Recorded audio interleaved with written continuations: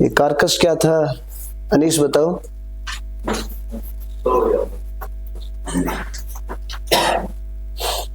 Postmortem क्या होता है आप बताओ। शरीर का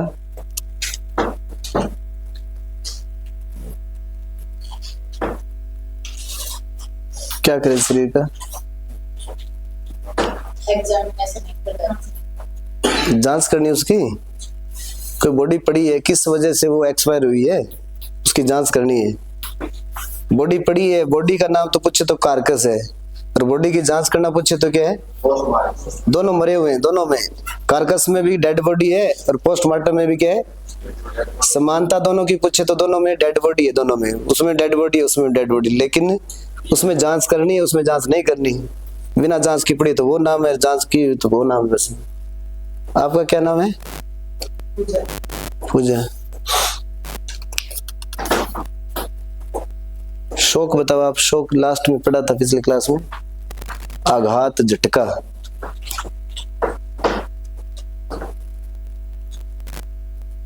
क्या नहीं, 2-4 बार पढ़ो, बाद में भूल जाओ। आई बात होगी।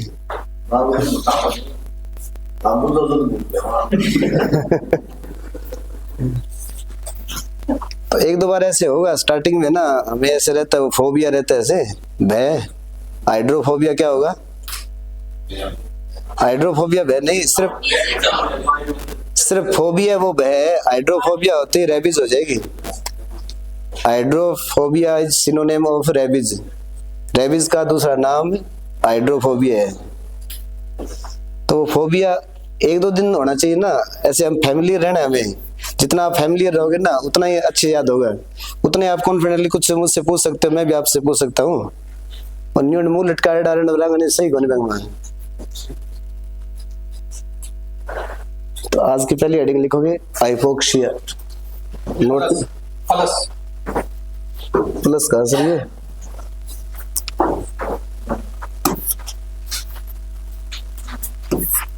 ये बिल्कुल लाइट कैसे हो रहा है सर? ये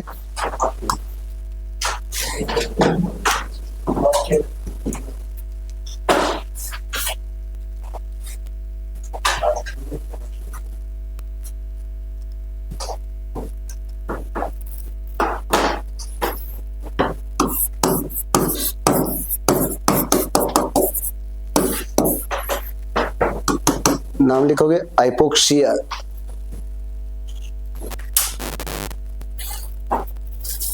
हाइपो नाम बहुत बार आया है, 21 नाम हमने पीछे लिख दिए थे। ये 22वां नाम आप नोट कर सकते हो। OXIA आएगा तो क्या होता है? यहाँ 2 बार ओ तो लिख नहीं सकते हम। हाइपो अलग है, ऑक्सिया अलग है, ठीक है ना। तो ओ तो 2 बार आ गया बीच में, दोनों की जगह एक ही बार यूज करेंगे, हाइपो ऑक्सिया। आप संधि विच्छेद करोगे ना इसका, तो अलग क्या होगा? हाइपो ऑक्सिया। ऑक्सिया मतलब ऑक्सीजन, हाइपो मतलब कम। शरीर के जो भी टिश्यू होते हैं उनके पास जब ऑक्सीजन की सप्लाई कम हो जाती है, जैसे शॉक कंडीशन में लिखा हुआ है, जस्ट ऊपर आई है ना, इसलिए उसके साथ ही जोड़ा है इस डेफिनेशन को। उसके साथ जोड़ने का मतलब क्या है? ऊपर वाली कंडीशन है वो यही कंडीशन है। शॉक जब भी आघात लगता है, झटका लगता है, ब्लड टिश्यू होते हैं हमारे शरीर के जो उत्तक होते हैं, उनके पास ऑक्सीजन सप्लाई क्या हो जाती है? कम हो जाती है। वही हाइपोक्सिया कंडीशन है। एक कंडीशन एस्फिक्सिया भी बोलते हैं इसको, उसके बाद में दम तोड़ देते हैं। तो लिखोगे इसमें शरीर के ऊतकों में, शरीर के ऊतकों में ऑक्सीजन की कमी आना।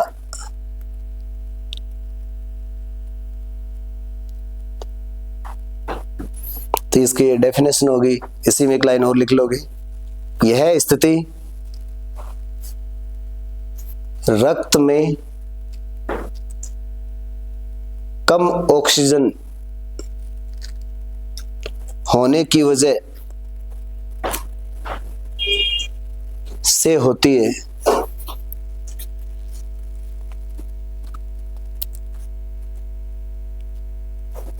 तो ये हाइपोक्सिया कंडीशन है।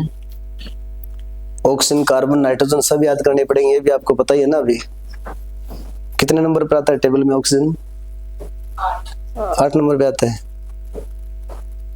8 पे आता है क्या? कन्फर्म है क्या? ऑक्सीजन से पहले क्या आता है? नाइट्रोजन। ऑक्सीजन के बाद में क्या आता है? नियोन आता है? नहीं है। फ्लोरीन है। 9 पे क्या है? फ्लोरीन है। अगली हेडिंग लिखोगे।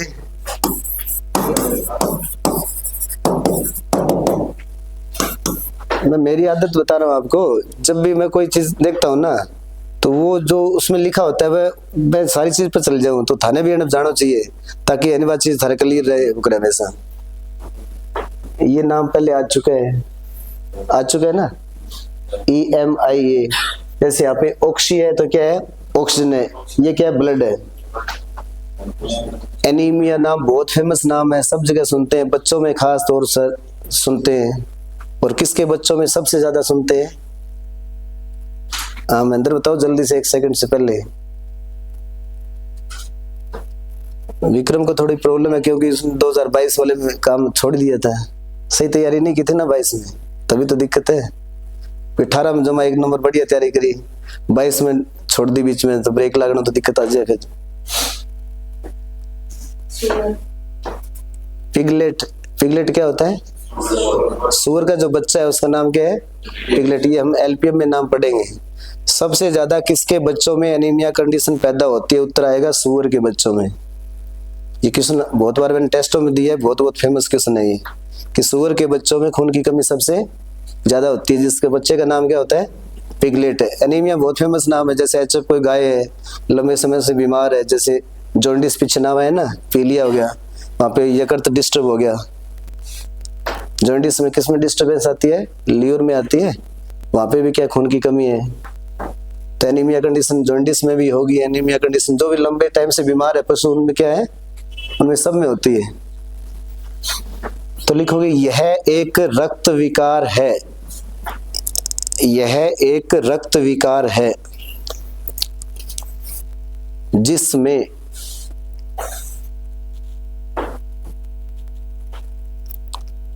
लाल रक्त कोशिकाओं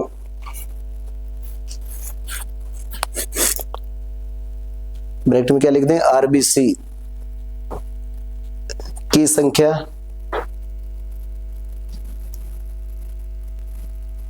या RBC में उपस्थित क्या होता है? RBC में हीमोग्लोबिन है। उपस्थित हीमोग्लोबिन की मात्रा सामान्य से कम हो जाती है।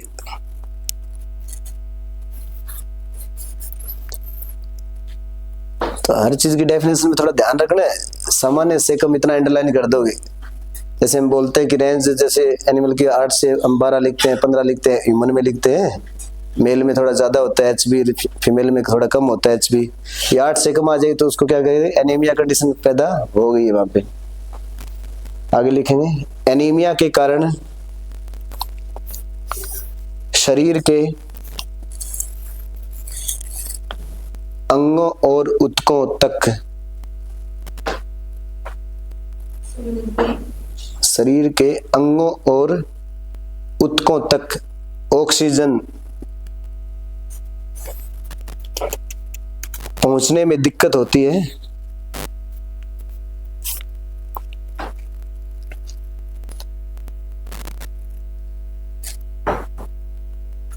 मतलब ये कंडीशन पैदा होगी तो पिछली वाली बात आ गई ना सेम।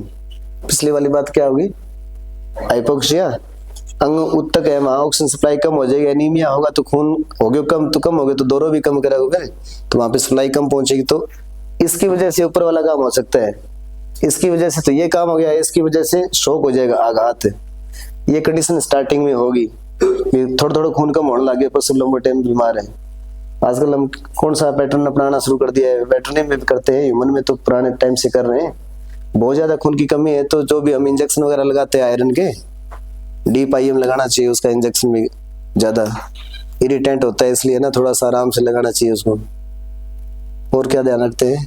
अगर उससे ठीक नहीं होता तो बोलस वगैरह देते हैं। थोड़ा बहुत एनीमिया कम होना, जैसे 8 ग्राम है 8 की जगह 7 है, तब तो आप है ना इंजेक्टेबल लगा दिया, बोलस फॉर्म में दे दिया, फोलिक एसिड ऐसे देते ना, फेरस सल्फेट, ये सारे नाम केमिस्ट्री में आएंगे। फेरस सल्फेट FeSO4 होता है उसका सूत्र, दोनों की 2-2 संयोजकता होती है, वहाँ पढ़ेंगे। तो फेरस सल्फेट देते हैं, आयरन देते हैं, फोलिक एसिड देते हैं, ये चीजें उसकी कंटेंट है ऐसे। उससे ठीक नहीं होता तो क्या करते हैं, जैसे HB 4 ग्राम आ गया, क्या 3 ग्राम आ गया, तो उसमें ब्लड ट्रांसफ्यूजन करते हैं। हेल्दी एनिमल का ब्लड कलेक्ट करेंगे, उसको क्या बोलेंगे, डोनर बोलेंगे। उसका नाम क्या होगा, दाता, दाता देने वाला है। रेसिपिएंट है जो ग्राही है, जो लेता है उसका नाम क्या होता है, रेसिपिएंट या ग्राही, ऐसे हिंदी अंग्रेजी है उसकी। तो ज्यादा कम हो तो ऐसे करते हैं, तो पहले थोड़ा लगा के देखते हैं, एक्सेप्ट नहीं करते ना कई बार। ह्यूमन में तो ऐसे है ना, एंटीबॉडी सेंसिटिव टेस्ट होता है, हाथों हाथ काम चलता है। हमारे वेटरनरी में तो वहाँ पे कोई वो नेगेटिव है, पॉजिटिव है, A1 B1 O1 कुछ देखते नहीं है। यहाँ पे वेटरनरी में नहीं देखा जाता, सीधा हेल्थी का ले लिया, गाय का गाय में ले लिया, भैंस का भैंस में ले लिया और चढ़ा दिया, हमने ऐसे करते हैं। तो थोड़ा लगाने के बाद में ना, एक पाउच लगाने के बाद में 450 ml आता है क्या उसमें, 450 आता है क्या, हम जो देते हैं ना, डोनेट करते हैं, 450 ml क्या होता है, नया आधा लीटर का जिस माइफेक्स आती है ना, 450 ml की आती है। तो लगाते हैं, तो अगले दिन या 2 दिन बाद में फिर रिपोर्ट करके देखते हैं, सही सेटिंग हो रही भी, 4 था 6 हो गए तो बढ़िया बात है ना, फिर एक पाउच और लगा दे उसमें, ऐसे चलता है। तो आगे इसमें एक लाइन और लिखोगे, संक्रमण, संक्रमण कोमा खराब पोषण कोमा आयरन की कमी व पुरानी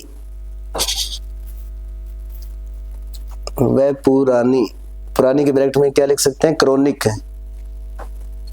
ये डेफिनेशन आजकल में पूरी हो जाएगी, उसके बाद में हम वो डिजीज वाला करेंगे आगे स्टार्ट है, तो वहां पे ये चीज पढ़ी जाएगी। एक्यूट, क्रोनिक ऐसे नाम आएंगे ना। एक्यूट तो क्या जल्दी होने वाला रोग है, क्रोनिक में क्या है, लंबे टाइम बाद में होता है, धीरे धीरे फैलता है। क्रोनिक ब्रैकेट बंद, बीमारी से एनीमिया हो जाता है।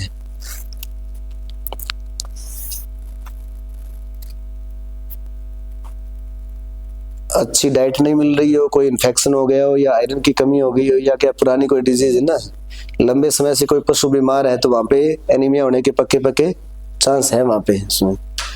तो ये एनीमिया है। उसके बाद में नेक्स्ट हेडिंग डालेंगे एनासार्का।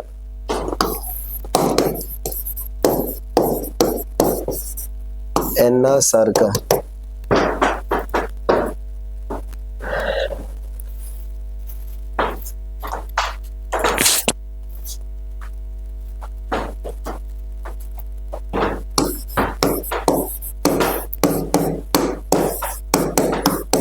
ये कोई हिंदी में नाम है इसका, पीछे बुक में हमने लिखा नहीं था, लिख लोगे। सर्वांग शोफ,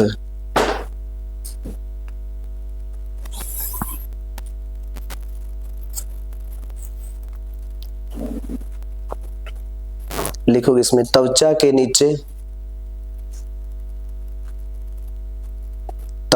नीचे ऊतकों का एडिमा,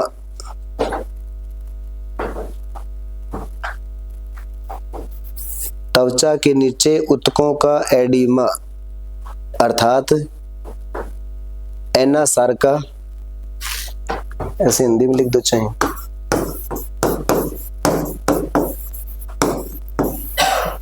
अर्थात एनासार्का शरीर के कई हिस्सों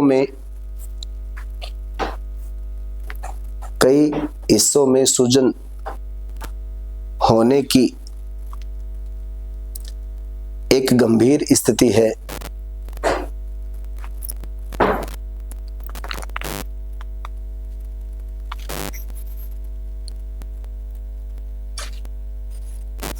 इसी में आगे लिखोगे एनासार्का में शरीर के ऊतकों में तरल पदार्थ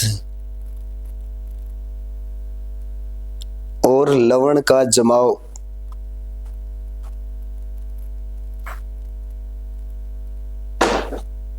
हो जाता है। इसी में आगे यह तब होता है जब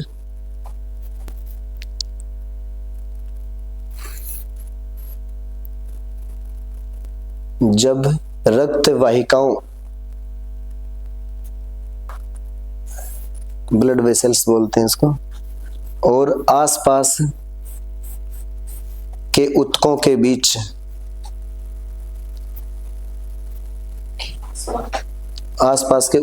बीच तरल पदार्थ का संतुलन बिगड़ जाता है।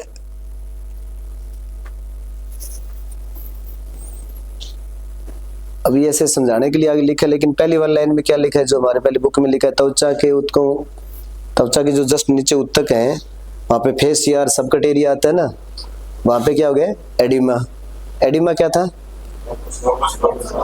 2 लेयर है सेल की, उनके बीच में वहां पे क्या तरल पदार्थ भर जाएगा, यहाँ पे लवण वगैरह भी आ जाएंगे, और वहां पे आपस में संतुलन बिगड़ने की वजह से ऐसा होता है। तो ये कंडीशन याद रखनी है। स्किन के जस्ट नीचे जो फेशिया वाला एरिया वहां पे, और एडिमा तो कहीं पर भी हो सकता है, अंदर भी हो सकता है, कोई ऑर्गन में भी हो सकता है, एब्डोमेन कैविटी में भी हो सकता है।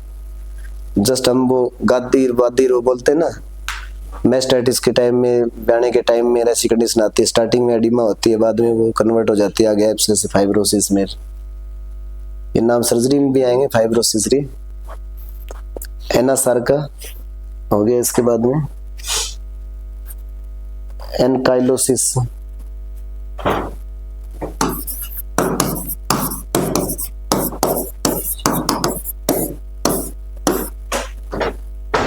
ANKYLOSIS लिखोगे। किसी जोड़ की हड्डियों में, एनकाइलोसिस में लिखना है, किसी जोड़ की हड्डियों में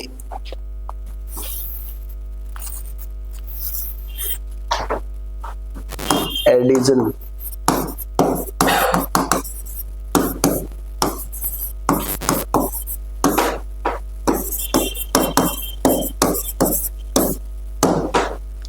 किसी जोड़ की हड्डियों में एडिजन या आसंजन, ऐसे हिंदी में नाम है, या जुड़ाव बोलते हैं देसी भाषा में, सीधा समझो तो एडिजन क्या होता है।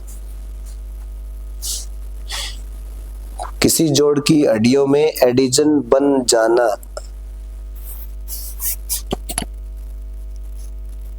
कब हो जाता है ऐसा, किसी जोड़ की हड्डियों में होगा तब तो उसका नाम एनासार्का है। वैसे हम कोई ऑपरेट करते हैं, जैसे बोझला से कोई डावड़ी में पीछे ना 30 दिसंबर कोई भैंस आई थी, पीछे की बात है, 30 दिसंबर 2000 पिछले की बात करो, मतलब 1 साल हो जाएगी अभी है?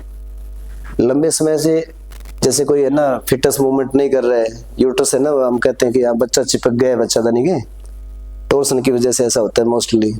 तो उसमें किसी डॉक्टर ने टॉर्सन रिलीज कर दिया, लेफ्ट साइड में पलटी लगा दी, राइट साइड में पलटी लगा दी, तो उससे और भी ज्यादा हो गया ना। 1 महीने से उसको पलटी खिला रहे थे, 1 महीने से। कितनी अजीब बात है ना। फिर उसमें भैंस में थोड़ी ताकत थी, इसलिए वो झेल रही थी बेचारी। फिर उसको 30 यानी दिसंबर को पीछे 2023 की बात है, रात को लगभग 12-1 बजे डावड़ी अपने हॉस्पिटल में, वहां पे उसको पहले टॉर्सन रिलीज किया, उसके बाद में फिर सिजेरियन किया, तो भी वो सही हो गई बाद में भी, अब तक भी सही है उसके घर पे। बिल्कुल रोड पे बोझला में जाते हैं ना तो एंट्री करते ही घर है, इस साइड में तो कोई कोठी सील पास बापड़ जुमे गरीब से आदमी। तो एडिजन का मतलब चिपक जाना है ना, जुड़ाव हो जाना। यहाँ तो हड्डी का लिखा है, हड्डी वाली कंडीशन होगी तब तो उसका नाम क्या होगा, एनकाइलोसिस नाम होगा उसका। वैसे यूट्रस भी चिपक सकता है। भी आपने एकदम एक्सीडेंट हो गया, इंजरी हो गई, चोट लग गई, तो सही आप प्लास्टर नहीं करांगा, सही वहां पे क्या पिनिंग वगैरह नहीं की है, भी आपने खर्चो लगाना को नहीं, भी अपन भी 1000-2000 कौन लगा सका, तो आप सोचा भी नहीं पट्टो से मान ली नहीं, वो अपने गांव में क्या करे बनो और कि नाम बोले करे नहीं है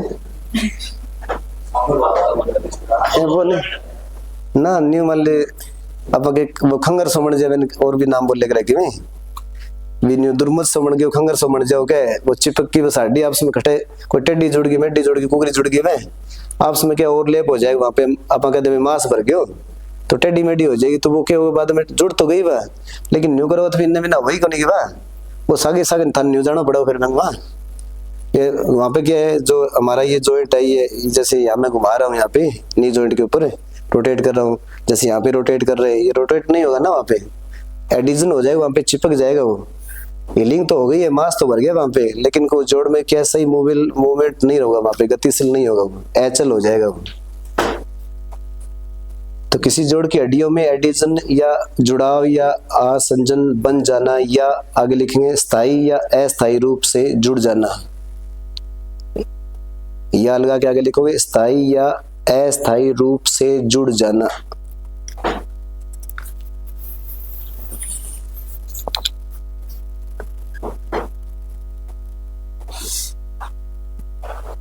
लिखोगे इसमें मतलब एनकाइलोसिस में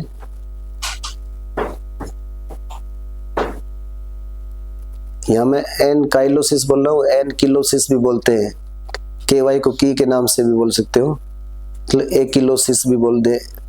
एनकाइलोसिस में जोड़ों की, एनकाइलोसिस में जोड़ों की असामान्य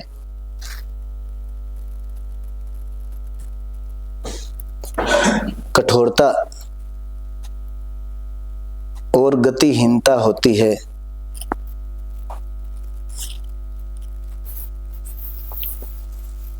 कठोरता गतिहीनता के नीचे अंडरलाइन कर देना, यहाँ पे वो सख्त हो जाएंगे, सही तरीके से नहीं रहेंगे वो, ऐसी इस तरीके से हो गए, वहां पे टाइट हो गया, गतिहीन हो जाएंगे वो। इसी के आगे क्योंकि कारण लिखना है अब, क्योंकि इसमें जोड़ की सामान्य संरचना में, जोड़ की सामान्य संरचना में बदलाव के कारण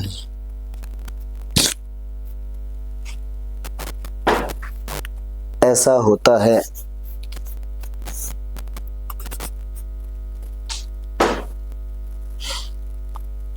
इसी में आगे, इसमें जोड़ों की गति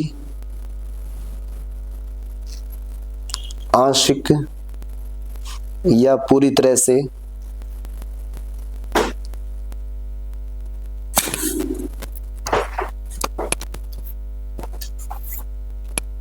बंद हो जाती है, क्योंकि इसमें जोड़ के भीतर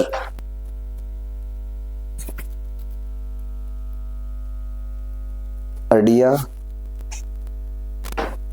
जुड़ जाती हैं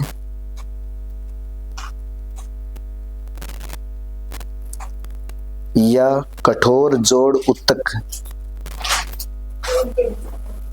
जुड़ जाती हैं, या कठोर जोड़ उत्तक बन जाते हैं।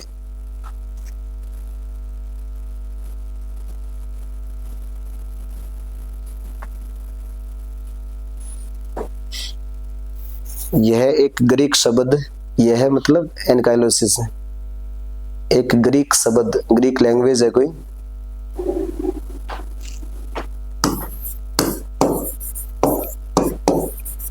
एकुलोसिस,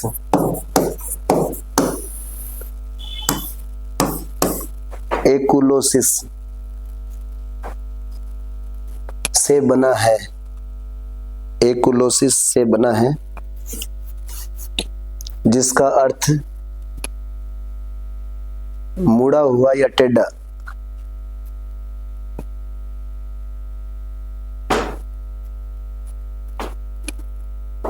होता है। जब भी ये डेफिनेशन आएगी तो आपको याद रखना है कि मुड़ा हुआ या टूटा हुआ, कोई एक्सीडेंट चोट की वजह से ऐसा होता है। इसी में आगे लिख दोगे यह स्थिति, इसी में आगे और लिखना है कि यह स्थिति चोट या बीमारी की वजह से हो सकती है।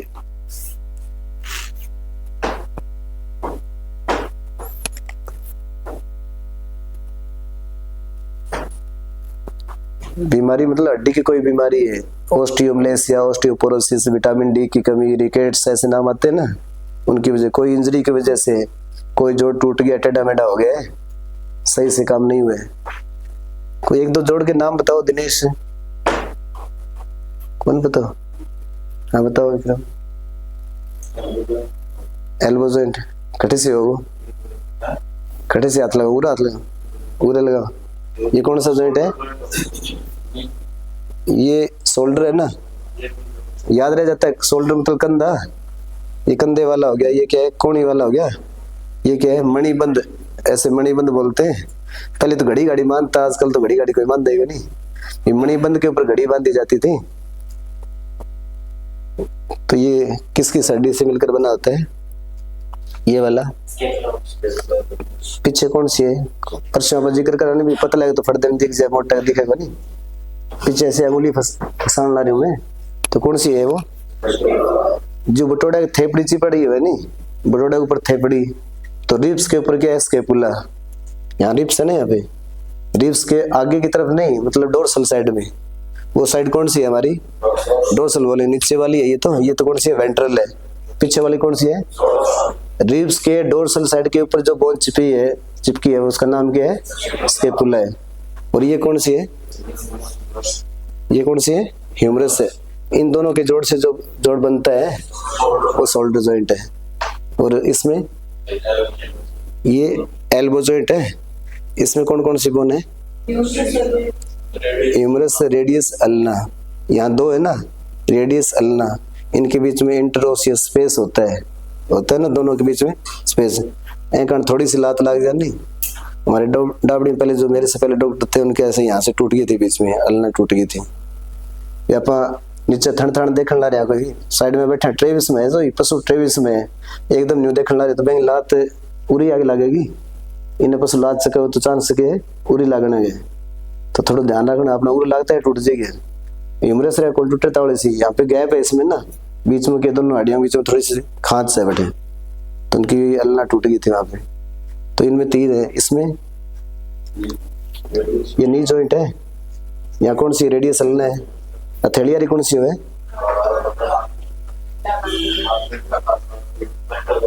कार्पल है कि मेटाकार्पल है? हथेली की पूछी है मैं पहले। हथेली में कौन सी है? मेटाकार्पल है। तो कार्पल कितने गई आप बताओ?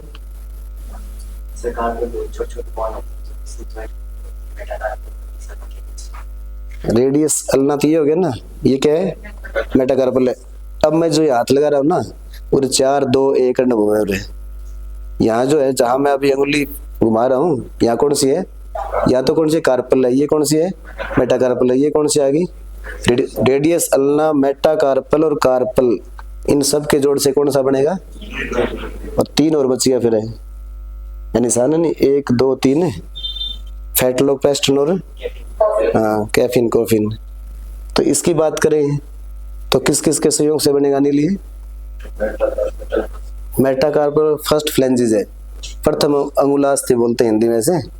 ये जॉइंट है, ये वाला जॉइंट है, इससे और इससे मिलकर बनेगा। सेकंड वाला है वो फर्स्ट व सेकंड से बनेगा। थर्ड वाला है वो सेकंड और थर्ड से बनेगा। और थर्ड के ऊपर क्या होते हैं? जैसे पशु की खुर की बात करेंगे ना, ये क्वेश्चन पूछा जाता है कि खुर किसका रूपांतरण है? बहुत इंपॉर्टेंट क्वेश्चन है ना, खुर किसका रूपांतरण है? तो थर्ड फ्लेंजिस का रूपांतरण है। बहुत बहुत इंपॉर्टेंट क्वेश्चन है। अब तो नहीं लगा, तो याद है तेरे सारों से। तो ये था एनकाइलोसिस था। इसके बाद में नेक्स्ट इसी की डेफिनेशन करेंगे। एडिशन हेडिंग डालोगे, इस थोड़ा समझ में आना चाहिए पूरी तरह से। हेडिंग डालोगे एडिशन, ADHY ADHESION, एडिशन या आसंजन, ऐसे हिंदी में नाम है उसका। ये बुक में लिखा हुआ नहीं, पीछे मैंने लिखा हुआ नहीं है। हाइपोक्सिया ऐसे कई नए ऐड हो गए इसमें। लिखोगे शरीर के अंगों और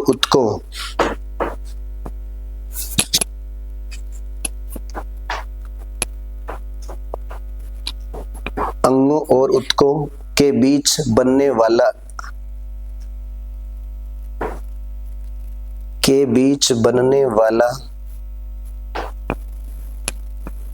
रेशेदार बैंड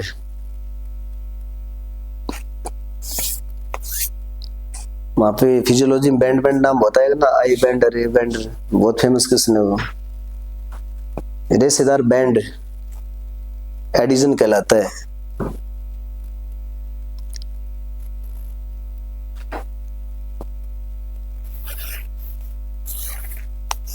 जो यूट्रस किससे वैसे अटैच किससे के साथ रहता है? यूट्रस है, यूट्रस है वो न्यू कहीं सगा के चिपड़ कोई नाम है कोई। जैसे हम बाहर से अगर मादा जनांगों की बात करें, बाहर सबसे बाहर क्या है? वल्वल लिप्स बोलेंगे, बाहर जो दिख रहा है हमें वल्वल लिप्स है। बाह्य जनांग ऐसे लिखेंगे हम, बाह्य जनांग, मध्य जनांग, आंतरिक जनांग ऐसे नाम लिखेंगे। मुख्य जनांग बहुत फेमस क्वेश्चन है भी, मुख्य जनांग जननांग का नाम क्या है? मादा में मुख्य जननांग का नाम क्या है? क्या होगा? अंडाशय होगा। नर की बात करें तो वर्षण होगा, टेस्टिस मतलब है। और मादा की बात करें तो अंडा। सबसे पहले ये क्वेश्चन याद करना है आपको, जो मेन है, उसके बाद में दूसरे पे बारी आएगी, फिर बारी आएगी बाह्य बताओ, आंतरिक बताओ।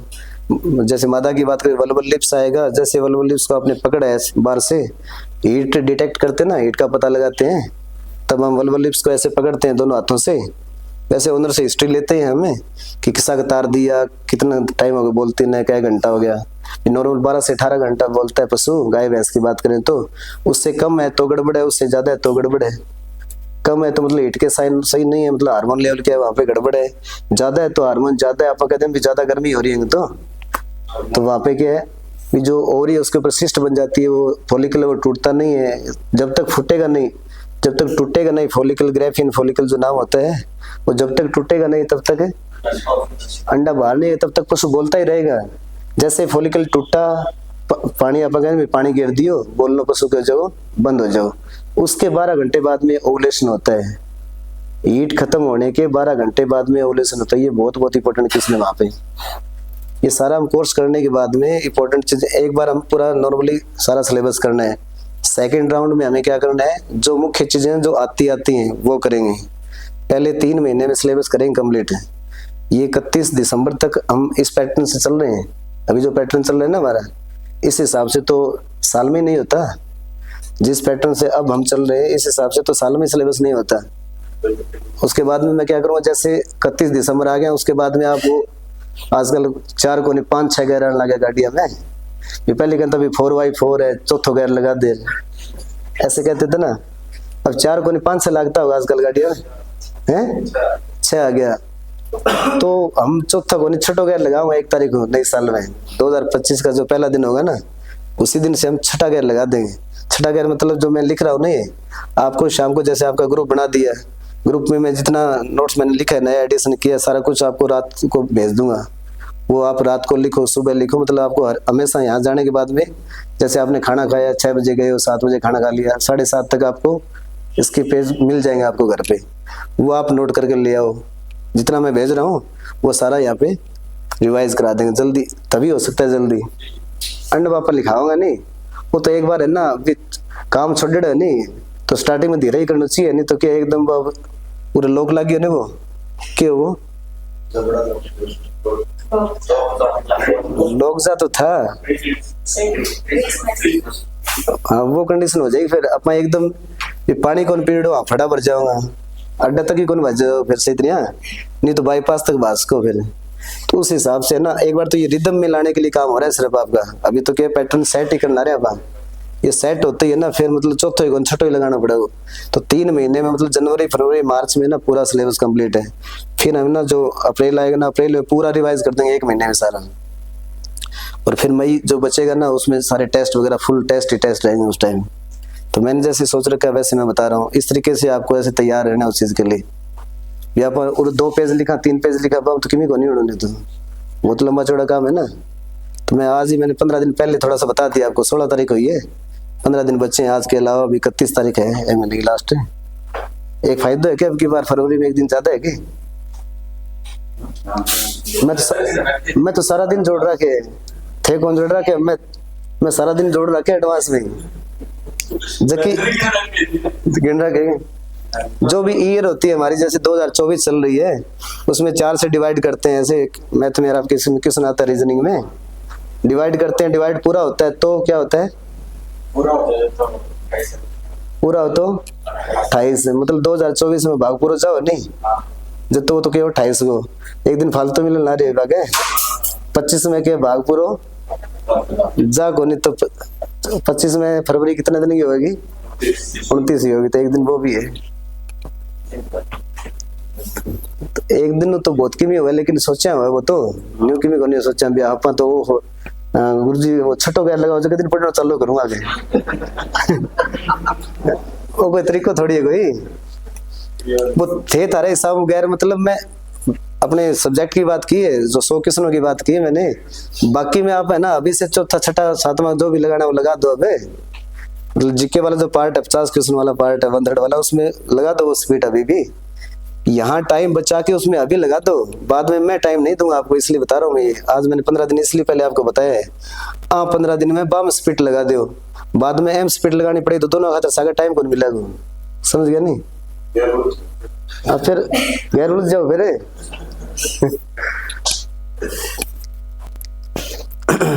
लिखो आगे एडिशन कहलाता है आगे लिखोगे जो सामान्यतः चोट लगने या सर्जरी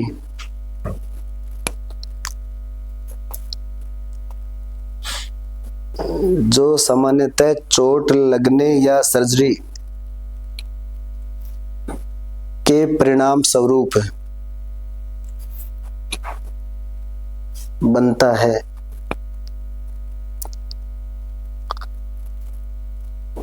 अर्थात दो भिन्न प्रकार के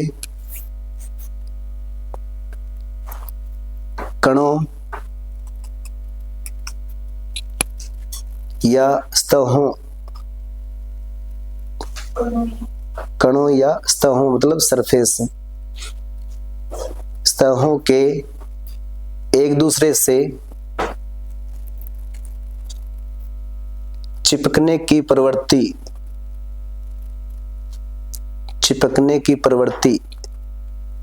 को आसंजन कहते हैं।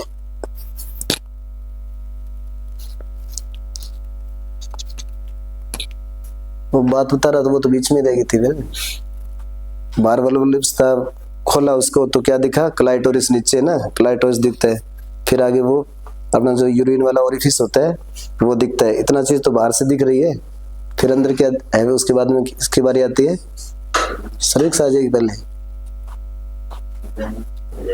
पहले विजाइना आएगी बाहर से तो क्या है क्लाइटोरिस आया है यूथ्रा जो यूथ्रल ओरिफिस है वो आया है और क्या है वल्बल लिप्स आया है बाहर से इतना ही है फिर अंदर किसकी बारी आएगी वेजाइना की आएगी वेजाइना के बाद में किसकी आएगी सर्विक्स की आएगी इतना काम तो करते हैं मोल्ड करते हैं गन पास करते हैं ऐसे एआई वाले मेथड में पढ़ेंगे हम वो सारा कुछ हाँ तो फिर सर्विक्स के बाद में क्या आएगा हॉर्न सर्विक्स हॉर्न यूट्रस ऐसे आता है क्या ऐसे आता है दबाव देने से चेंज नहीं करना आंसर है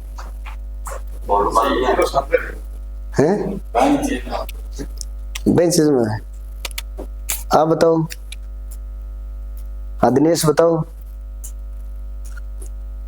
एक वो चल वो पूछ लिया के चल वो पूछ लिया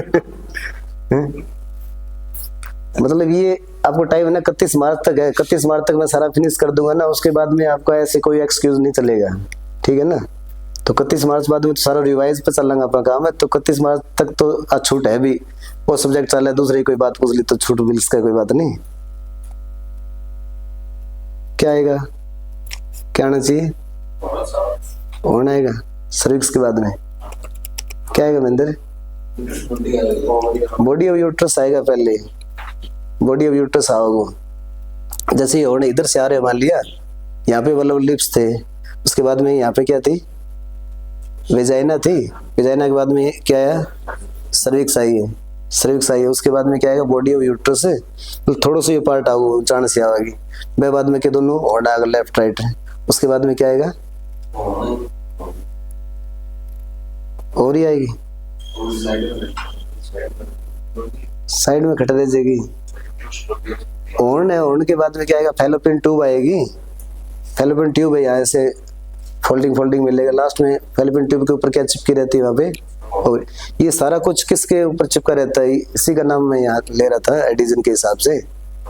मतलब उरु स्टार्ट है, यहाँ पे क्या है वल्व लिप्स थी, यहाँ पे ओवरी ये मान लो। तो ये सारा सिस्टम जो है यहाँ किसके ऊपर नीचे किससे चिपका रहता है, हैं? नहीं वैसे नहीं, एडिजन के हिसाब से मैं पूछ रहा हूँ। कोई ओट्रम है, कोई ब्रॉड लिगामेंट नाम है इसका। यहाँ पे क्या है जाली सी मिलेगी, कभी भी हम वो उसमें बीच में करते हैं, ज्यादातर ऑपरेट करते हैं, ओवरी को निकालते हैं, स्टेक्टोमी यूट्रस को निकालते हैं, तब वहां पे देखते हैं तो ब्रॉड लिगामेंट को भी निकाल देते हैं साथ में, क्योंकि यूट्रस उसी के साथ चिपका है। यहाँ पे जाली सी है उरे जो छत्तो एक रहे माखियां हमारा अपने घर मकड़ी की छत्तो एक रहे, वैसे यहाँ पे क्या है रेसे से मिलेंगी। वो क्या है सारा ब्रॉड लिगामेंट है, उसके साथ ये क्या है फिक्स रहता है, नहीं तो इन्हें भी उलझने का ज्यादा चांस हो, नहीं कोई दिक्कत आ फिर वहां। तो ये था एडिजन। उसके बाद में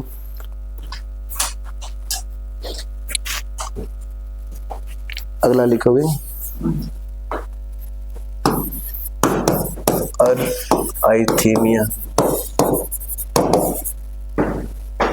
ARRHYTH,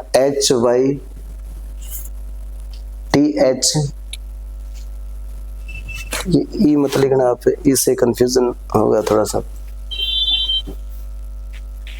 ऐसे ही लिख सकते हो।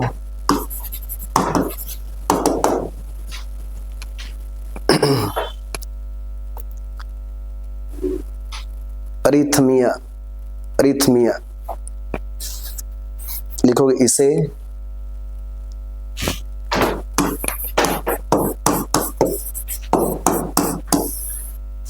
अतालता, इसे अतालता भी कहते हैं।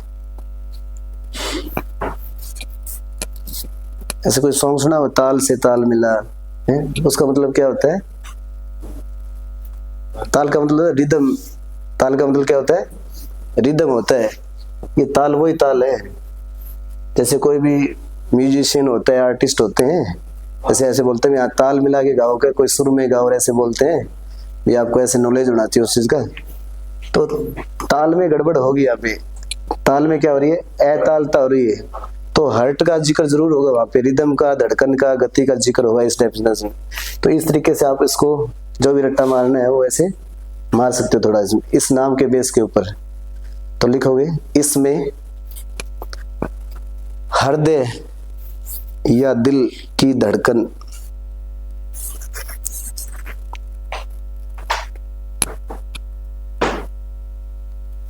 हृदय या दिल की धड़कन की दर, दर मतलब रेट, या लय,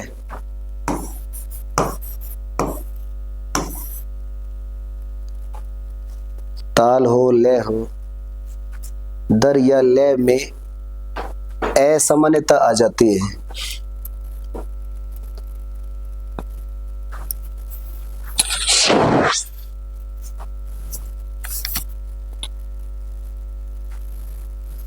ऐसे कोई एग्जांपल जो हम आगे रेस्पिरेशन में भी पढ़ेंगे, जो हृदय की जो नॉर्मल, जो जैसे हम ह्यूमन में बोलते हैं ना 72 है, आपने क्या 1 मिनट में कितनी बार धड़का गए?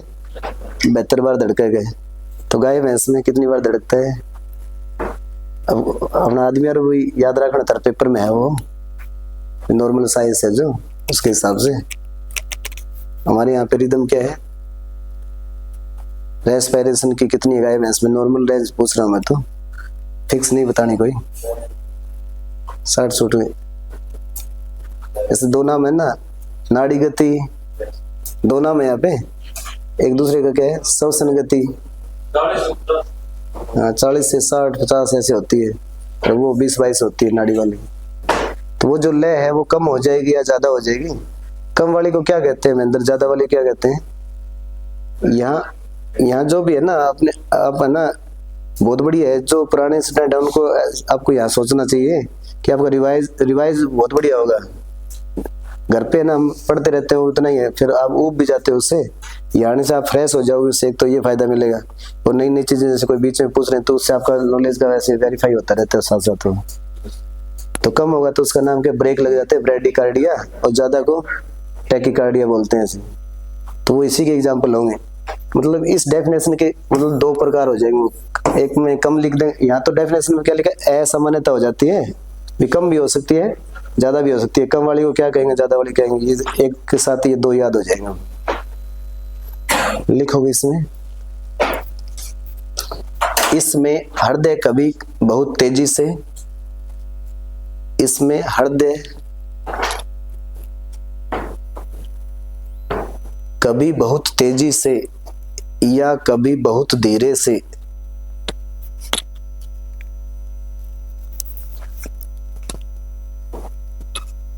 या अनियमित तरीके से, कभी बहुत तेजी से या कभी बहुत धीरे से या अनियमित तरीके से धड़कता है।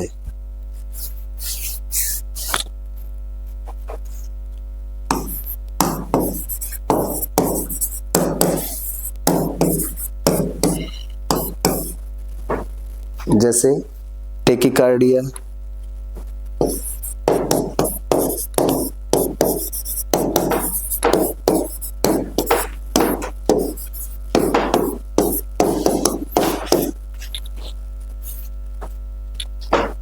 टेकिकार्डिया या टेचिकार्डिया, या दूसरा नाम लिखा है ब्रेडिकार्डिया, BRADYCARDIA।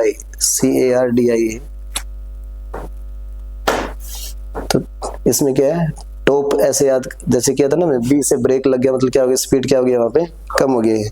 इसमें T से टॉप पे मतलब यहाँ स्पीड क्या हो जाती है, बढ़ जाती है। तो ये डिथमिया था। नेक्स्ट लिखेंगे अरिथीमा।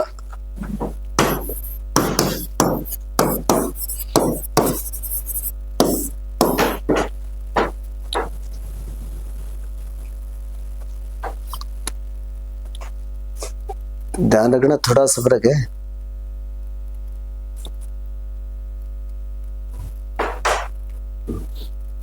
अरिथेमा या थीमा बोलेंगे इसको। लिखोगे इसमें त्वचा की परत, त्वचा की परत का रक्त आपूर्ति बढ़ जाने के कारण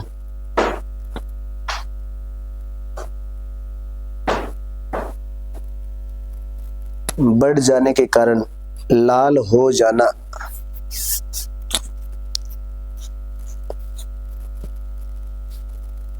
कई बार तो कोई एलर्जी कंडीशन में ऐसा होता है, कई बार पीछे कोई पुलिस वाली स्प्रेड है तब भी हो जाने है। कई बार मतलब बस में हो, टिकट कटा दी ने, रोडवेज बस है, फ्लाइंग आ जाए तो भी ऐसा होता है, ये मुंह लाल हो जाओ, चामड़ी चुमड़ी जमा लाल होगी, बोलने की भी है, मुंह निकले की भी है, ऐसा भी होता है। तो ऐसी कंडीशन हो जाती है। कहीं हम चिकनदास हो जाए, लाल डिजीज की कंडीशन होगी जिसमें आप ऐसे गूगल पे नेट पे सर्च कर सकते हो, लाल लाल चिकनदास हो जाए न्यू। तो बाकी हिस्से में तो क्या है, येलो येलो दिख रहा है, मतलब ब्लड सप्लाई के कम है। एक जगह गुच्छो समझ रहे, गोल गोल चिकन है, दाद अर्तरिया लाल लाल है ऐसे स्पेस में कोशिका की तरह से अलग अलग, तो वहां पे तो उस एरिया में तो ब्लड सप्लाई क्या है ज्यादा है। ऐसा ही ट्यूमर में होता है, जब भी हम कोई ट्यूमर हटाते हैं, कोई सिस्ट हटाते हैं, कोई बाहर एब्सेस वगैरह है, कोई पशु का ऑपरेट करते हैं, तो वहां पे क्या होता है, ब्लड सप्लाई ज्यादा होती है, क्योंकि वहां सारी कोशिका वहां उसको दान कर रही है। कई बार ऐसे चर्चा में बार बार करता हूँ आपके सामने, वहां पे जो भी खराब चीज है उसको सब ब्लड देते हैं। ब्याज से कोई हार्ट मांगने ला रहे बैठे बहन, तो ब्लड सप्लाई कोई देने को ला रहे हो, लंग्स ने कोई किडनी ने कोई देने को ला रहे हो, लेकिन वहां उसको जीवित रखने के लिए क्या कर रहे हैं, दे रहे हैं। भी कई बार ऐसे मिली जुली सरकार होती है ना, तो उसका कहना मानना पड़ता है, ये तो सरकार गिर जाती है, वही बात है ना यहाँ पे। तो इस तरीके से ऐसा होता है। आगे लिखेंगे अर्थात त्वचा या श्लेष्म कला का, त्वचा या श्लेष्म कला का असामान्य रूप से लाल होना।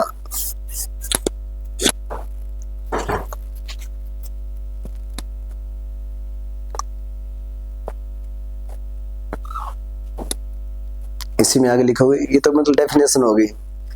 यह मतलब कब होता है ये कंडीशन, यह त्वचा पर कोई चोट लगने, यह त्वचा पर कोई चोट लगने, कोमा संक्रमण होने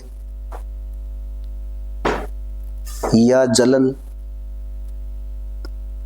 या किसी दवा के प्रति एलर्जी,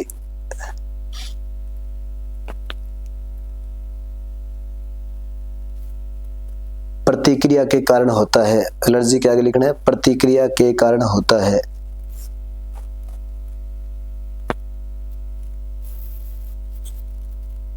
इसे एरिथेमा मल्टीफोरम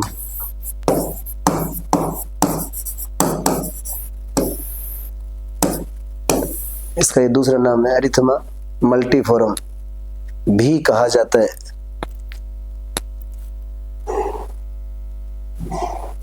मल्टी का मतलब क्या था, जैसे लिखते हैं ना मल्टीपर्पज, क्या मतलब था उसका? मल्टी का मतलब ज्यादा होता है ना, भी एक चीज है ना वह घना ही काम आवा है, उसको क्या बोलते हैं? ऐसे मल्टीपर्पज, पर्पज का मतलब उद्देश्य काम हो गया ना। एक चीज तो एक ही है, कई काम, जैसे दूध है उससे बहुत चीजें बनती हैं, तो दूध का काम क्या ऐसे मतलब क्या कंप्लीट फूड बोलते हैं दूध को, उससे बहुत चीजें बनती भी है। उसके हिसाब से मल्टीफॉर्म भी कहा जाता है, क्योंकि इसमें त्वचा अलग अलग रूप ले लेती है, त्वचा अलग अलग रूप ले लेती है, जैसे कि दाने, कोमा उभरे हुए उभार, उभरे हुए उभार या छाले। किसी मतलब सूजन से आ गई, किसी में उभार हो गया, किसी में दाने से हो गए, किसी में छाला हो गया। छाला क्या था? नहीं, छाला क्या था? क्लास में थे ना, पीछे आए थे आप? छाला वेसिकल है, क्या है? वेसिकल है। छाले में पानी, छाले में पस, छाले में पस तो फिशुल, फिशुल है, PUSTUL लिखते हैं। छाले में पानी तो क्या नाम है? वेसिकल है, और छाले में मवाद है तो फिशुल है।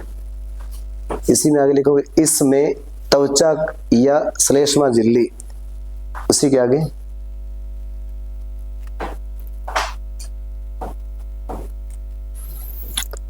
इसमें त्वचा या श्लेष्मा झिल्ली की असामान्य लालिमा, कोमा कोशिकाओं की असामान्य लालिमा, कोमा कोशिकाओं की भीड़ के कारण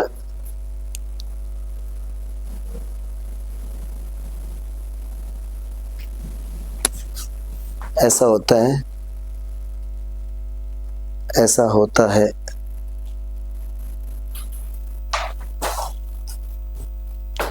एग्जाम्पल की बात करें, इसमें उदाहरण लिख लो, पैरों पर लाल धब्बे, चेहरे पर वहां पे इतने नहीं मिलते, पैरों पर मिलते हैं। पैरों पर लाल धब्बे, इसका मतलब साइन है। जो भी टर्म्स है ना, आपको सही याद करने का तरीका क्या रहता है? कोई भी चीज आप देखते हो ना, तो अपन दिख रहा है यहाँ फल हो रही है, गुमड़ी हो रही है, तो आप वहां पे वो नाम यूज मत करो। दिमाग में है ना जो साइंटिफिक टर्म है ना, आगे मेडिसिन में पढ़ेंगे कि सबसे पहले कौन सा काम करना चाहिए ट्रीटमेंट के लिए, पीछे भी मैंने बताया है। वो मैं टॉपिक बहुत ही ब्रॉड कर रहा हूँ, आगे लिख रहा हूँ, आगे वो चल रहा है। सबसे पहले हिस्ट्री करते हैं, सबसे पहले हिस्ट्री, पशुपालक से हिस्ट्री लेते हैं। वहां पे हमें है ना जो भी टर्मिनोलॉजी है ना वो यूज नहीं करनी। पशुपालक के सामने अगर वो टर्मिनोलॉजी यूज करते हो, आप जाते उसको पूछो इसको कोलिक था क्या, तो वो क्या समझेगा? ऐसे नहीं करना ना आपको। बिल्कुल आपको वहाँ जो लोकल स्थानीय जो भाषा है ना, उस लैंग्वेज में वहाँ पे बात करनी है, तभी आपको पूरा जो आउटपुट है ना वहाँ पे मिलेगी। वो आउटपुट नहीं मिलेगी तो आप डायग्नोस तक सही पहुँच नहीं पाओगे। तो बिल्कुल आपको देसी भाषा में वहाँ पे जो भी लोकल लैंग्वेज है वहाँ पे उस तरीके से बात करनी है, तभी वहाँ पे आप कलेक्शन कर पाओगे बातों का, नहीं तो दिक्कत होगी। तो वो एक दो बार तो नहीं, सलमान तो एक दो बात तो बता दे, वो हिंदी में बोल के बता सके, एक दो बात तो फिर थे की भी बागड़ी करो फिर वो बागड़ी करो फिर जमाएंगे, टेढ़ी मेढ़ी घनी बात हो जाए फिर बंद। तो ये हम हिस्ट्री में सारा बताएंगे वहां पे कि कैसे हिस्ट्री लेनी चाहिए।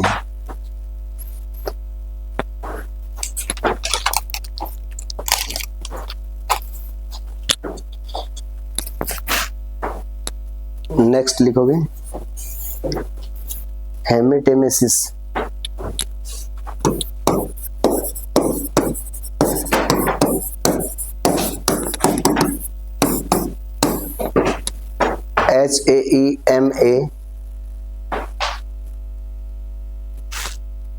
HAEMATEMESIS।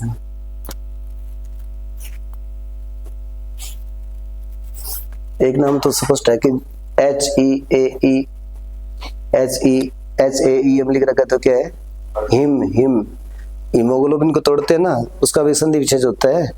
हिम प्लस में क्या होता है, उसमें ग्लोबिन होता है, उसकी भी परसेंटेज लिखी है हमने वहां पीछे, जो फिजियोलॉजी वहां बात करेंगे वो सारा कि कितना परसेंट होना चाहिए। तो हिम का मतलब क्या है, यहाँ पे रक्त ब्लड का जिक्र होगा इसमें, ठीक है। इसका अर्थ खून की उल्टी होना, इसका अर्थ खून की उल्टी होना है।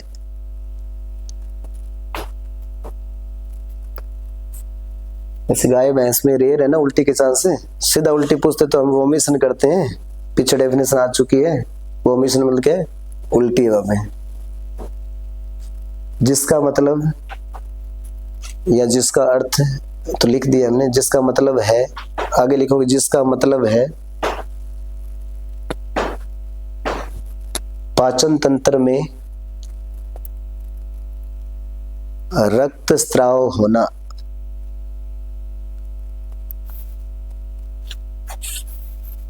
तो खून की उल्टी कब आएगी, जब पाचन तंत्र में रक्त स्राव हो तभी आएगी ना। डेफिनेशन पूछे कि खून की उल्टी किसे कहते हैं, तब तो ये नाम बता दिया, नाम बता दें भी, हेमेटेमेसिस नाम है इसका। लेकिन किसकी वजह से है इसका पूछे तो आपको बताना है, जो भी हमारा डाइजेस्टिव सिस्टम है वहां पे कहीं ना कहीं क्या है, हेमोरेज, रक्त स्राव मतलब क्या है, हेमोरेज हुआ है, तभी तो वो खून की उल्टी बाहर आएगी। वहां पे आगे लिखेंगे इसे रक्त वमन,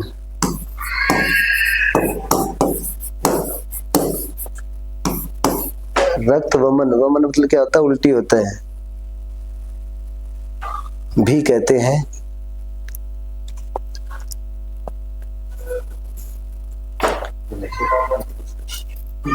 इससे आगे लिखोगे खून की उल्टी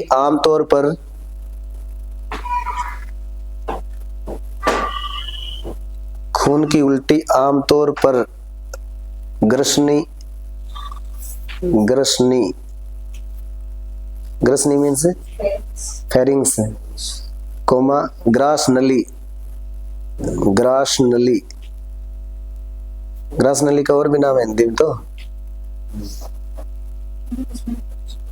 हाँ ग्रास नली का और हिंदी नाम क्या है, या तो एक लिखा है ग्रसिका, ग्रास नली मतलब क्या है, ग्रसिका।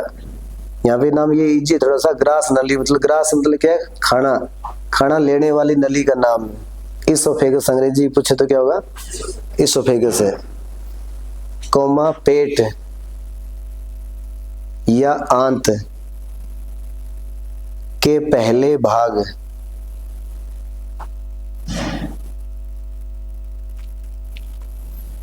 पहले भाग का नाम क्या है, यहाँ आंत मतलब छोटी आंत का जिक्र हो रहा है, पेट के बाद में पहले छोटी आंत आएगी। आप ये कहोगे हाँ ये तो आपका क्वेश्चन गलत हो गया, यहाँ पे यहाँ पेट के बाद में जब जिक्र हो रहा है, पहले फेरिंग्स आई, उसके बाद में क्या है, इसोफेगस आई, इसोफेगस के बाद में क्या आएगा, पेट आएगा, पेट के बाद में छोटी आंत स्टार्ट होगी। छोटी आंत के 3 भाग हैं, बड़ी आंत के भी 3 भाग हैं। 3 भाग नहीं है क्या, 2 है, 3 है, 4 और 3 और 3 कितना हो गया, 4 तो पेट का हो गया और 3 छोटी आंत का हो गया, 7 और 3 अगला 10 नंबर है, 10 नंबर है। ये हमारा ये फेरिंग्स, लैरिंग्स क्या है, वो वक्ल कोड वाला आवाज जिससे आती है, ध्वनि उत्पन्न अंग, तो नाम क्या आएगा, फेरिंग्स, लैरिंग्स एल आएगा उसमें तो। पर फेरिंग्स दोनों में कॉमन है, श्वसन वाले में भी है और आहार वाले में भी है।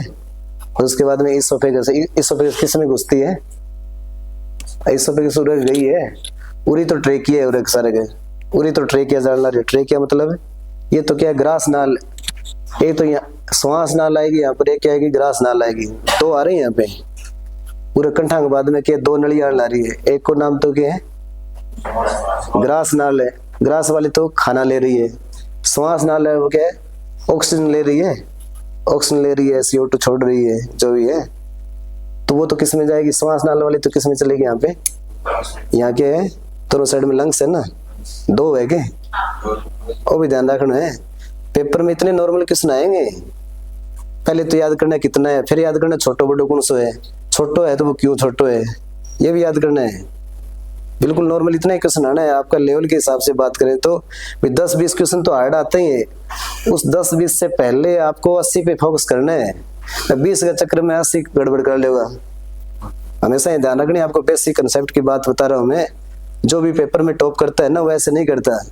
100 क्वेश्चन आने आपके सब्जेक्ट की बात करें, 100 क्वेश्चन आने हैं, 80 क्वेश्चन ठीक ठाक रहेंगे, 50 तो बिल्कुल ही नॉर्मल रहेंगे, जो सबको नॉर्मल आते हैं। लेकिन आप गलत 50 में करोगे। तो टॉप वाली चीज याद कर लेते हैं सारे, रेक्टिफिकेशन कैसे भी करके है ना।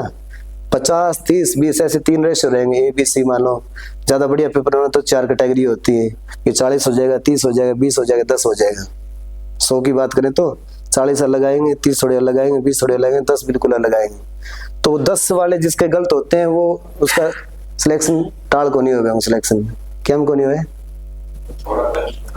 तो लगभग घना ही गलत पाओगा। लेकिन आप जो 40 है ना स्टार्टिंग वाले, वो अगर आपके गलत तो आपका सिलेक्शन नहीं होगा। वो 10 गलत हो चाहे लास्ट वाले, वो 40 और 30 और 20 वो गलत नहीं होने चाहिए। तो उसके चक्कर में आप 90% तैयारी खराब कर देते हैं। हमें भी कोई नाम पागे हो, रक्त बमन, तो ऊपर रेक्टिफिकेशन करने की जरूरत को नहीं हो, कोई बड़ी बात को नहीं कोई हो। लेकिन जो बेसिक कंसेप्ट जैसे हम बात करें, लंग्स 2 होते हैं, लीवर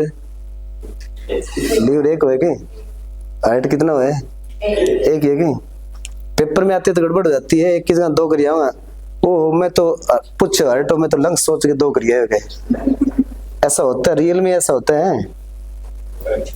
100 थे, 100 बच्चा ने पकड़ लियो, बन पूछ ले भी 18% हार्ट भी, हार्ट की संख्या घना की बामो है नहीं, 100 में 2-3 पावेगी इसी जगह। न्यू कहा भी यहाँ 2 करके है, मैं तो है नहीं कहे हार्ट को नहीं, मैं तो लंग्स पढ़ लिए ऊपर गए, कुकर पढ़ लिए मेरे को नहीं। तो ऐसे नहीं करना है बिल्कुल। आपको जो बेसिक वाले क्वेश्चन है उनके ऊपर फोकस रखना है। जब 90 है नहीं बाकी ध्यान रखनी है। 10 की गोड़ तो है नहीं, मई में सोचियो भी हाँ मेरा 90 याद हो गया तो 10 पढ़ना है। अब चाहे 10 तरह नहीं याद है तो घबराना को नहीं, 90 पर फोकस हो तो भी काम चल जाओ। बै आवे नहीं तो फिर अपने आप ही बै भी आ जाएगा। क्यों आ जाएगा बै, क्यों बाम जगह ऑप्शन आवेगा नहीं, बै 90 वहां रिलेटेड होगा, बाम था 90 पड़ जाओ भी हाँ सी तो कोई नहीं, अन दिमाग में उतर आ जाओ। ABC वाले 4 ऑप्शन दिख रहे हैं, 5 आए अभी तो भी, ये वाला नहीं है, ये वाला तो 2 में से कोई है। आप तुक्का लगा सकते हो, आपको लग रहा है भी 90 ठीक कर दिया आपने, तो ये सारा मैनेजमेंट में बाद में बताऊंगा आपको। तो वहां पे वो 10 भी आ जाएंगे, अगर 90 आते हैं तो 90 पे ध्यान रखना है। लिखेंगे आगे। तो क्या था, छोटी आंत का पहला भाग का नाम क्या था, जेजुनम इलियम। मैं जी तो किम करे रखी में है कौन जानो के करूं।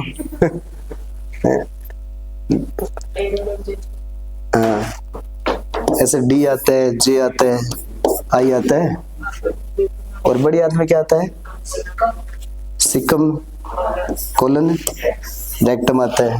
रेक्टम आता है ना। ये छोटी आंत का पहला भाग कौन सा है फिर, डियोडेनम, ड्यूडेनम, ऐसे अलग अलग लैंग्वेज में लिख लेते हैं। इधर से मैंने बताया था कि आई मैं डीजे बजा रहा हूँ, ऐसे मैंने बताया था आपको कभी भी, मैं डीजे बजा रहा हूँ भी। कोई रॉक स्टार है, जैसे मान लिया कोई डीजे बजाते हैं ना भी, तो क्या मैं डीजे बजा रहा हूँ, हाथ में डीजे बजते हैं, अपना पेट में न्यूक्लुबला सरण एक चीज चल रही बैठे, हाँ गुड़ गुड़ होने रही है, तो डीजे बजेगा तभी तो गुड़ गुड़, तभी तो पाचन वाला काम होगा वहां पे। क्योंकि इससे पहले तो इतना पाचन नहीं है। कौन से भाग में पेट के पाचन होगा, पेट के पहले 4 भाग है ना, कौन से में, एवोमेजम में, सही बता रहे हैं क्या। चौथे भाग में होता है ना, पहले 3 भाग में पाचन नहीं होता, चौथे में होता है। तो ये ब्रैकेट में नाम लिख दोगे डी वाला, डियोडेनम, छोटी आंत, ये मतलब आंत के पहले भाग लिखा है ना हमने, तो ब्रैकेट में लिख दोगे डिओडेनम, जेजुनम होता है, फिर आई से क्या होता है, इलियम होता है। ब्रैकेट बंद से होती है। मतलब खून की उल्टी की बात करें तो न्यू कोने का कोई रेक्टम उछाल गया हुई उल्टी, नॉर्मल सोचने वाली बात है। इससे पहले क्या थे, पेट के 4 भाग है, यहाँ पे पहले 4 भाग है ना पेट के, रूमन, रेटिकुलम, ओमेजम और एवोमेजम। इन 4 से आ सकती है उल्टी, और आंत के पहले भाग से आ सकती है। और इससे ऊपर जो हमारा जो है, जो यहाँ लिख रखे ऊपर नाम है, ग्रसनी है, ग्रास नाल है, उनसे भी उल्टी आ सकती है। तो ज्यादा से ज्यादा खींच के क्या है, आंत के पहले भाग से सिस्टम उठ के ऊपर आ सकता है। फिर अगर आता है ना, ब्लड आता है, तो वो इधर से नहीं, वो क्या आएगा, रेक्टम के थ्रू पीछे से आएगा वो। अगर फिर भी अगर आ रहे हैं तो उसको उल्टी नहीं कहेंगे ना, यहाँ पे डिसेंट्री, डायरिया ऐसे नाम है ना वहां में। तो आगे लिखोगे सामान्यतः, इसी में एक लाइन हो रहा है, सामान्यतः पेट में अल्सर, बहुत फेमस नाम है, ए आधा ले फिर सर, अल्सर कोमा यकृत रोग से यह दिक्कत होती है। अल्सर को बोलते हैं नासुर, जो ठीक नहीं होने वाला, बहुत फेमस नाम है अल्सर। पहले अल्सर स्टार्टिंग में नहीं होता, पहले तो कोई मुंह में अपने जो बक्कल कवेटी की बात करें तो फाला छाला ही होता है, पहले फाला छाला ही होता है। फिर आपा कोई कुचर नहीं कर लिया, गच्चो गच्चो मार लिया, कर लिया नहीं, ये न्यू करके फोड़ लिया, मार लिया, तब वो क्या बनेगा, फिर वो पहले तो बनाया वहां पे वेसिकल बनाया, फिर बनाया पिस्टल बनाया, फिर ये नाम आएगा अल्सर, फिर बनता है लास्ट में जाके। तो अल्सर की वजह से भी खून आना शुरू हो जाएगा, या यकृत में कोई डिजीज हो गई है उसकी वजह से भी ये खून की उल्टी आ सकती है। अगली हेडिंग लिखेंगे हम, लेप्रोटोमी।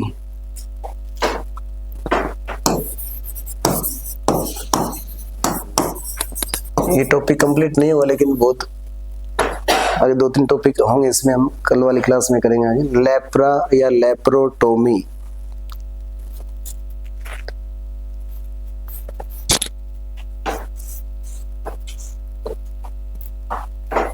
टोमी तो बहुत बार पहले बताया हुआ है, क्या होता है टोमी मतलब, टोमी मतलब टोमी कुत्ता तो है,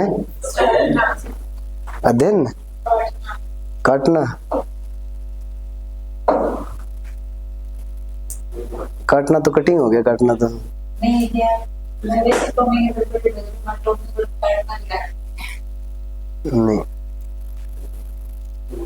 क्या होता है महेंद्र बताओ। हाँ, टोमी कितना बार बताया, रूमेनोटोमी है। टोमी मीन्स कभी आपसे पूछे तो ओपन करना होता है, खोलना, कोई चीज को है ना, आप ओपन कर रहे हो ना, रूमन को खोल लेंगे उसका नाम क्या हो जाएगा, रूमेनोटोमी। पेट को खोल लेंगे उसका नाम, वहां तो सिर्फ रूमन का जिक्र है, सिर्फ रूमन को खोलना है, तब तो नाम क्या बताना है आपको, रूमेनोटोमी बताना है। लेब्रो मतलब पूरा पेट, पेट में तो घनी चीज है, आप पीछे बात कर चुके हैं, पेट का 4 भाग भी हो गया, क्या हो गया, आंत भी होगी, क्या किडनी भी होगी बेटा, यकृत भी बैठे हो गए। तो पेट को खोला तो सारी चीजें दिखेंगी वहां पे। पहले ये काम करते थे, ऐसे में थोड़ा सा ऐसे नॉर्मली बता देता हूँ यहाँ पे। उसके बाद में आजकल क्या करना शुरू कर दिए, अगर थोड़ी प्रॉब्लम है तो पहले आप कोई ऑपरेशन करता, ज्यादा दर्द करता, कोई एनिमल हो चाहे पशु हो चाहे कोई बात ह्यूमन हो चाहे, आजकल इसकी जगह कौन सा नाम फेमस है, लेप्रोटोमी है, तो वो लेप्रोस्कोपी है, एक तो है लेप्रोटोमी। ये क्वेश्चन मैं आपको अभी ये बताऊंगा, क्योंकि पीछे ऐसे ना हमारे पीछे पेपर की बात करें तो एक्सरे वाले क्वेश्चन यहीं से उठे थे। वो लेप्रोटोमी, लेप्रोस्कोपी, अल्ट्रासाउंड मतलब सोनोग्राफी, एक्सरे, डिजिटल एक्सरे, 5 नाम करेंगे अगली क्लास में। लेप्रोटोमी में क्या है, पूरा खोल दिया, और लेप्रोस्कोपी में दूरबीन से कर रहे हैं, मतलब आपको अंदाजा हो गया। पहले स्टार्टिंग में ऐसा काम नहीं करते हैं, पहले झटके में लेप्रोस्कोपी या लेप्रोटोमी नहीं की जाती। पहले मैंने पिछली क्लास में आपको ऐसे बताया था कि पहले एक्सरे करते थे, कोई हड्डी टूट फूट है तो, या छाती मतलब जुकाम है तो, मतलब टीबी के चांस लग रहे हैं, ऐसे करते थे ना, तो एक्सरे में रिपोर्ट नहीं है तो डिजिटल एक्सरे नाम आया। उसमें क्या है, वीकेंड वगैरह थोड़ी कम होती हैं, साइड इफेक्ट कम होगा, एक्सरे में साइड इफेक्ट ज्यादा है। उसके बाद में फिर अल्ट्रासाउंड का जिक्र होता है, ये अंदर के जितने भी ऑर्गन है ना उनकी स्टडी के लिए कि कहाँ कोई ऐसे ट्यूमर लाइक स्ट्रक्चर है, अपेंडिक्स ऐसे नाम आते हैं ना, कि कोई रसोली है, कोई ट्यूमर है, जो भी है वो एक्सरे में पता लग गया। पहले पता लगने के बाद में तो ये काम करेंगे, पहले झटके में आपको बात पूछ सकते हैं कि पहले कौन सा काम करना चाहिए, बड़ा काम कौन सा है, छोटा कौन सा है, फायदेमंद कौन सा है। छोटा कोई काम है तो वहां पे आप लेप्रोस्कोपी करोगे और आपको लगता है तो पेट पूरा ही खराब हो गया, हाथ पूरी खराब होगी, तब ये काम करना पड़ेगा। ये सारा कुछ लिखाऊंगा मैं आगे यहाँ पे। लेप्रोटोमी में तो तब करना है, लास्ट में करना है कि आपको लगे कि हाँ अब तो कोई चार्ज ही कौन बचे हो, ना तो एक्सरे में काम चलना रहे हो, ना कोई डिजिटल एक्सरे में काम चलना, ना अल्ट्रासाउंड करे तो बहुत खतरनाक रिपोर्ट आएगी तुम्हें। फिर वो क्या करेंगे, लेप्रोस्कोपी करके देखेंगे, उस ऑर्गन तक पहुंचेंगे, वहां पे जो भी ट्यूमर है उसके ऊपर रेज वगैरह डाल लेंगे, खत्म करने की कोशिश करेंगे। उससे नहीं होता है तब डॉक्टर क्या बोलेगा, तो क्या जो लेडीज वैसे बोलते हैं ना, बच्चादानी काटनी पड़ेगी कहीं, तो ऐसे सुनते हैं ना, तब वहां पे वो ओपन सर्जरी हो रही है, जैसे लेप्रोटोमी ऐसे नाम आएगा बाद में। थोड़ा लिख लो, लिखने वाला काम कर दो इसका। लेप्रोटोमी में लिखो, उदर गुहा को किसी भी प्रकार के ऑपरेशन के लिए चीरना।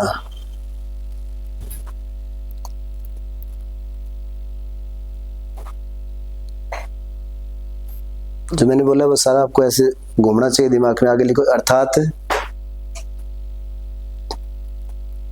पेट के अंदर की गुहा में,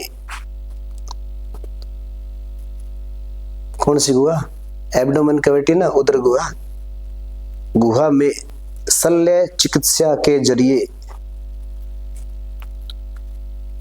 शल्य चिकित्सा के जरिए चीरा लगाकर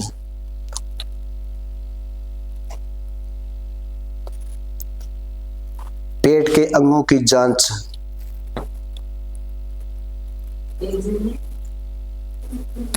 पेट के अंगों की जांच, पेट चीरा लगाकर पेट के अंगों की जांच करने की एक प्रक्रिया है।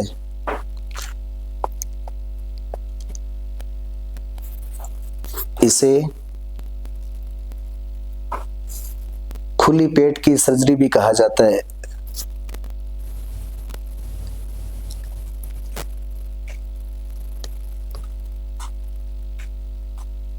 इसके माध्यम से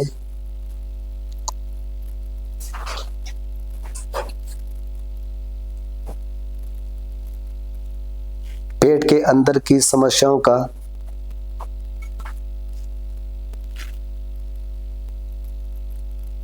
पता लगाना, पेट के अंदर की समस्याओं का पता लगाना व उसका इलाज किया जाता है। हाँ, वह उसका इलाज किया जाता है। लेप्रोटोमी से, इसी में आगे, किसी पेट के अंग को निकालना, लेप्रोटोमी से किसी पेट के अंग को निकालना, कोमा बच्चे को निकालना, सिजेरियन करते हैं ना,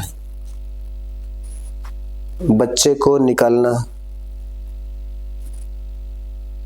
कोमा पेट की चोट का इलाज, पेट की चोट का इलाज, व कैंसर के किसी चरण का इलाज,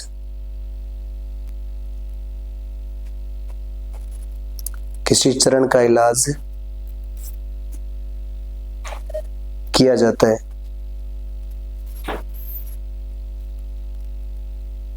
इसके बारे में बहुत कुछ ऐसे बताना बाकी है, वो कल करेंगे। बाकी बंद कर दो, बंद कर दो।